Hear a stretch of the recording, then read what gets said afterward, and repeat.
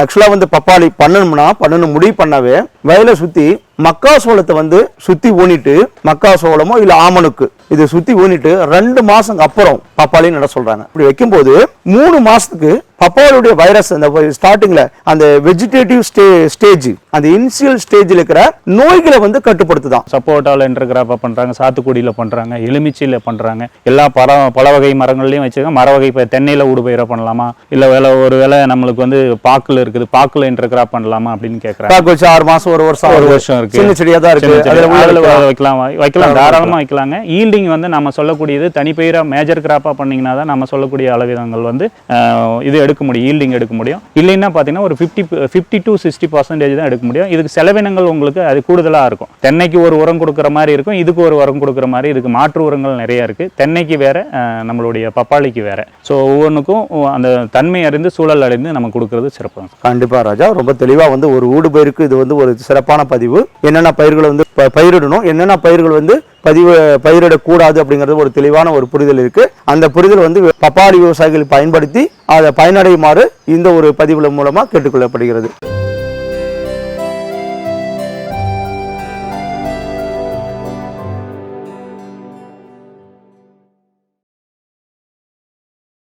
வணக்கம் விவசாய தோழர்களை, மீண்டும் ஒரு அருமையான விவசாய காலத்தில் சந்திக்கல ரொம்ப மகிழ்ச்சி. இன்றைக்கி வந்து பார்த்திங்கன்னா நம்ம டாக்டர் விவசாயம் நான் பப்பாளி நாற்று பண்ணையில் தான் இருக்கோம். சார் நம்ம கூட இருக்கார். பப்பாளி பற்றிய நிறைய விஷயங்கள் வந்து கேட்டுகிட்டே இருக்கீங்க, அதை பற்றி ஒரு தெளிவான பதிவாக இருக்க போகுது. சார் வணக்கம். வணக்கம், இது doctor M Narayanan group of YouTube channel. இன்னைக்கு நம்ம டாக்டர் விவசாயம் பப்பாளி நாற்று பண்ணைக்கு வந்திருக்கிறோம். பப்பாளியில் வந்து ஊடுபயிர்னு எல்லாரும் கேட்டுட்டு இருக்கீங்க. பல வகை மரங்களில் பல்லாண்டு பல வகை மரங்களில் நம்ம கொடுக்கறது 3 ஆண்டுகள் கொடுக்குற மரங்களாக இருக்குது. அதில் ஊடுபயிராக என்ன சிறப்பாக பண்ணலாம் அப்படின்னு பார்த்தீங்கன்னா, அதுக்கு வந்து பார்த்தீங்கன்னா வரப்பு பயிராக பண்ணக்கூடியது ஆமணுக்கு, அதுக்கு அடுத்தது மக்காச்சோளம். ஆக்சுவலாக வந்து பப்பாளி பண்ணணும் முடிவு பண்ணாவே வயலை சுற்றி மக்காசோளத்தை வந்து சுத்தி ஊனிட்டு மக்காசோளமோ இல்ல ஆமணுக்கு இது சுத்தி ஊனிட்டு 2 மாசம் அப்புறம் பப்பாளி நட சொல்றாங்க. ஓகே, சிறப்பு சார். அது எந்த அளவுக்கு சாத்தியம்னு சொல்லிட்டு விவசாயிகள் கையில தான் இருக்கு. இப்படி வைக்கும்போது 3 மாசத்துக்கு பப்பாளியுடைய வைரஸ் அந்த ஸ்டார்டிங்ல அந்த வெஜிடேட்டிவ் ஸ்டேஜ் அந்த இனிஷியல் ஸ்டேஜ்ல இருக்கிற நோய்களை வந்து கட்டுப்படுத்துதான். இப்போ வந்து நம்ம பார்டர் கிராப்பா பண்ணிட்டோம். அதுக்கு பிறகு நீங்க சொன்ன மாதிரி ஒரு அதுல இருந்து 2 மாசம் 3 மாசம் அது நல்லா வளர்ந்த பிறகு நம்ம வந்து நடவு பண்றது ரொம்ப சிறப்பு. இதனால வந்து உங்களுக்கு நிழலடி வருது, இதனால வேற ஏதாவது பிரச்சனைகள் வந்தா கண்டிப்பா வராதுங்க. அது நோய் தாக்குதல் வந்து அதுதான் முதல்நிலை நோய் தாக்கமே அது அந்த பயிரில தான் வரும். அதே மாதிரி பாத்தீங்கன்னா இன்டர் கிராப்பா என்ன பண்ணலாம், பப்பாளியில இன்டர் கிராப்பா பண்ணலாம்னு பாத்தீங்கன்னா செண்டுமல்லி தான்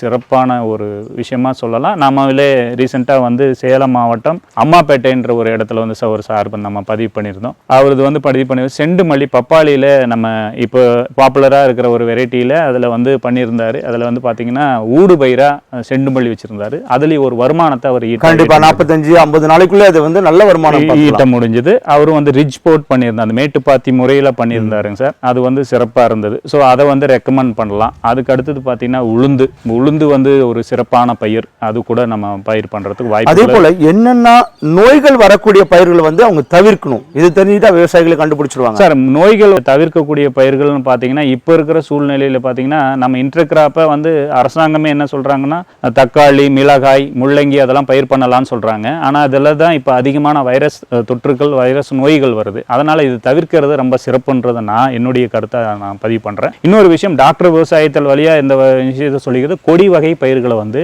அந்த தோட்டத்தில் பயிரிடக்கூடாது. நம்ம வந்து சார் சும்மா பார்டர்ல போட்டு விட்டோங்க சார் அப்படின்லாம் சொல்லாதீங்க. பார்டர்ல நீங்க போடுறது ஆமணுக்கு, அதே மாதிரி வந்து சாமந்தி நீங்க போட்டு விடலாம், செண்டுமல்லி போட்டு விடலாம். அப்படி இல்லைன்னா நீங்க வந்து மக்காச்சோளம் பயிரிடலாம். இதுதான் பயிரிடும். விவசாயிகளை பார்த்தீங்கன்னா தக்காளி உள்ள போடுறாங்க, மிளகாய் போடல சார். இதனால வந்து நம்மளே நிறைய சேலஞ்சிங் நம்ம பார்த்துட்டு இருக்கோம். தக்காளி மிளகாய் வந்து வளர்த்தி எடுக்கிறது பெரிய ஒரு சவால். நோய்கள் வந்து நம்ம அதிகமா பார்க்கிறோம். அதிகமான இலை சுருட்டு வருது, அதிகமான அசுவினி வருது, அதிகமான நோய்கள் வந்து உண்டு பண்ணுது. அதனால அதை தவிர்க்கிறது ரொம்ப நல்லதுங்க. இது மாதிரி காய்கறி பயிர் ரெகுலர் கிராப்னு சொல்லக்கூடிய காய்கறி பயிர்களை தவிர்க்கிறது நல்லது. சிறு குறு தானியங்களை விதைக்கிறாங்க. சில பேர் வந்து என்ன பண்றாங்க, சார் அந்த சமயத்துல எங்களால வந்து இந்த வாழை ஊடுல வந்து நான் ரீசெண்டா ஒன்று பார்க்குறப்ப மேட்டூர் பகுதியில் பார்த்தேன். அவர் ஒரு விவசாயி சிறப்பாக பண்ணியிருந்தார். என்னன்னு பண்ண, எங்களால் அந்த பசுந்தாள் உரத்தை அப்போ பயிரிட முடியல, இப்போ நாங்கள் விதைச்சு விட்டுருக்கோம் அப்படின்னாலும் ஒரு ஸ்டேஜ் அது வந்து நம்ம வந்து பூக்கிற ஸ்டேஜில் மடக்குழவு பண்ணுவோம். இவர் என்ன பண்ணார், அது வந்து களையை கண்ட்ரோல் பண்றதுக்கு இப்படி ஒரு விஷயம் பண்ணாரு.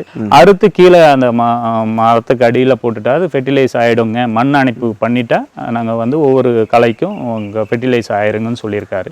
ஸோ இது கூட சிறப்பு தான். இன்னும் நாங்கள் களையை கண்ட்ரோல் பண்ணோம், எங்களால் தோட்டத்தை வந்து பராமரிக்க முடியும்னா ஒவ்வொரு வட்டார வழக்கில் மாறுங்க, உழுவல் கொள் அப்படின்னு சொல்லுவாங்க. இந்த பயிர்களை வந்து நம்ம பயிரிடலாம். 8 to 10 கிலோ நம்ம வந்து விதைப்பு செய்யலாம். அப்போ அடர்வா இருக்கிறப்ப வந்து கொள் வந்து ஒரு சிறப்பான ஒரு பயிர், அது வந்து களையை கண்ட்ரோல் பண்ணக்கூடியது.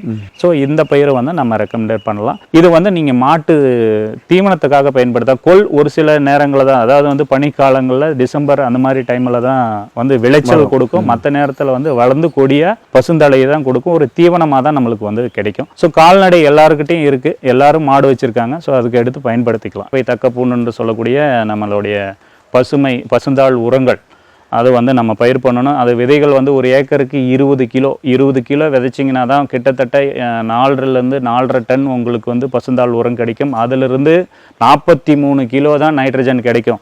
அப்போ 43 கிலோ தான் நைட்ரஜன் கிடைக்குன்னு சொல்லிட்டு நீங்கள் விதைக்காத விட்டுறக்கூடாது. 43 கிலோ நைட்ரஜனோட சேர்ந்து ஊட்டச்சத்துக்கள் நிறைய கிடைக்குங்க. அதுக்காக நான் யூரியா வாங்கிட்டு வந்து போட்டுறேங்க சார், 100 கிலோ யூரியா போட்டால் சரியாக போயிடும் அப்படின்னு நினச்சிங்கன்னா ரொம்ப தவறான புரிதல்.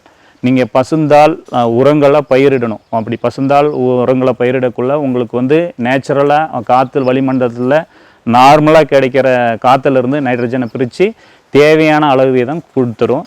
ஊடு பயிர் பண்ணணும்னு பார்த்தீங்கன்னா இந்த பயிர்கள் பண்ணலாம். ஸோ பக்கத்தில் வந்து கொடி வகை பயிர்கள் போடுறது தவிர்க்கணும். குறிப்பாக வந்து வெண்டை போடுறது தவிர்க்கலாம். வெண்டை போடுறதுல நம்ம வந்து வெள்ளைப்பேன் அந்த மாதிரி பிரச்சனைகள் இருக்குது. அதனால் வந்து நமக்கு நிறையா சக்கிங் பெஸ்ட் வந்து நம்ம பரவக்கூடிய சூழ்நிலை இருக்குது. ஊடு பயிரை இந்த பயிர்களை பண்ணலாம், இந்த பயிர்களை பண்ண வேண்டாம். சிறப்பான ஒரு இதுன்னு பார்த்தீங்கன்னா சிறு குறு தானியங்கள் எந்த பயிர்களாக இருந்தாலும் போடலாம், அதில் உளுந்து போடலாம். இன்னொரு விஷயம், வெங்காயம் கூட நடவு பண்ணுறாங்க. வெங்காயம் வெள்ளைப்பேன் அந்த பேன் தாக்கம் இருக்கிறதுனால வெங்காயமும் நாங்கள் ரெஃபர் பண்ணலைங்க சார். இன்னொரு கொஸ்டின் கேட்குறாங்க, தென்னை மரம் வச்சு அங்கே வச்சு ஒரு 6 மாதம் ஆகுது, 1 வருஷம் ஆகுது, அது மிடில் வந்து பப்பாளி வைக்கலாமான்னு கேட்குறாங்க. கண்டிப்பாக இன்டர் கிராப் பண்ணலாம் சார். சிறப்பான நீங்கள் சொல்லக்கூடிய தனி பயிராக பண்ணிங்கன்னா மட்டும்தான் நம்ம சொல்லக்கூடிய என்ன சொல்றது ஃபெர்டிலைஸ் வந்து அதுக்கு முறையாக போய் சேரும். உரம் மேலாண்மையை இன்னும் கொஞ்சம் அதிகமாக உங்களுக்கு செலவினங்கள் அதிகமாகும். இன்டர் கிராப் பண்ணுறப்ப இதுலேருந்து நாம சொல்லக்கூடிய பர்சன்டேஜ்லேருந்து ஒரு 50 to 60% அவங்களால ஈல்டிங் எடுக்க முடியும். சப்போட்டாவில் இன்டர் கிராப்பாக பண்ணுறாங்க, சாத்துக்குடியில் பண்ணுறாங்க, எலுமிச்சியில் பண்ணுறாங்க. எல்லா பல வகை மரங்கள்லையும் வச்சுருக்காங்க. மர வகை தென்னையில் ஊடு பயிராக பண்ணலாமா, இல்லை ஒரு வேளை நம்மளுக்கு வந்து பாக்கில் இருக்குது, பாக்கில் இன்டர் கிராப் பண்ணலாமா அப்படின்னு கேட்குறாங்க. 6 மாதம் 1 வருஷம் இருக்கு, சின்ன செடியாக தான் இருக்கு, வைக்கலாம், தாராளமா வைக்கலாங்க. ஈல்டிங் வந்து நம்ம சொல்லக்கூடியது தனிப்பயிரா மேஜர் கிராப்பா பண்ணீங்கன்னா தான் நம்ம சொல்லக்கூடிய அளவிதங்கள் வந்து இது எடுக்க முடியும், ஈல்டிங் எடுக்க முடியும். இல்லைன்னா பார்த்தீங்கன்னா ஒரு 50 to 60% தான் எடுக்க முடியும். இதுக்கு செலவினங்கள் உங்களுக்கு அது கூடுதலாக இருக்கும். தென்னைக்கு ஒரு உரம் கொடுக்குற மாதிரி இருக்கும், இதுக்கு ஒரு உரம் கொடுக்குற மாதிரி. இதுக்கு மாற்று உரங்கள் நிறைய இருக்கு. தென்னைக்கு வேற, நம்மளுடைய பப்பாளிக்கு வேற. ஸோ ஒவ்வொன்றுக்கும் அந்த தன்மை அறிந்து சூழல் அறிந்து நம்ம கொடுக்கறது சிறப்பு. கண்டிப்பா ராஜா, ரொம்ப தெளிவாக வந்து ஒரு ஊடு பயிருக்கு இது வந்து ஒரு சிறப்பான பதிவு. என்னென்ன பயிர்களை வந்து பயிரிடணும், என்னென்ன பயிர்கள் வந்து பயிரிடக்கூடாது அப்படிங்கிறது ஒரு தெளிவான ஒரு புரிதல் இருக்கு. அந்த புரிதல் வந்து விவசாயிகள், பப்பாளி விவசாயிகள், குறிப்பா பப்பாளி விவசாயிகள் பயன்படுத்தி அதை பயனடையுமாறு இந்த ஒரு பதிவுல மூலமா கேட்டுக்கொள்ளப்படுகிறது. நன்றி, வணக்கம். எந்த சந்தேகமா இருந்தாலும் செடி வைக்கிறதுல இருந்து நிலத்தை தேர்ந்தெடுக்கிறதுல இருந்து உழவு முறை எப்படி பண்ணணும் அப்படின்னு உழவு முறையிலிருந்து செடி வச்சு செடிக்கு தேவையான உர மேலாண்மை, பூச்சி மேலாண்மை, அதுக்கப்புறம் வியாபார முறை அனைத்து வந்து ஆலோசனைகள், அறிவுரைகள் வழங்கப்படும். அதுதான் நம்ம டாக்டர் விவசாயம் பப்பாளி நாற்று பண்ணையுடைய அந்த பசுமை குடியிலுடைய மெயின் நோக்கமே அதுதான். நன்றி, வணக்கம்.